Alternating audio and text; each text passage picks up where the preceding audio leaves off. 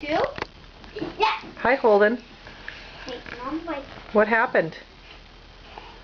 What'd you do today? What'd you do this morning? You went and got my red scissors. And what'd you do? No, don't tell me I don't know. What'd you do? Put your arms out. What'd you do? Turn. Face Talk to me right now.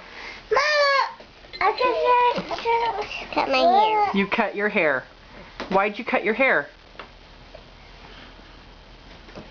Ow! Why did you cut your hair? Grace, stay on there. Holden, why did you cut your hair? Why did you cut your hair? It's on. Holden, look at me. Why did you cut your hair?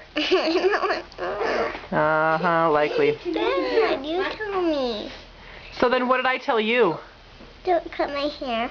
No, what we're gonna do when Daddy got home? Hey. Shave your head. Okay, let me see your arms. Put your arms out like this. What do you think of your shaved head? It feels good. It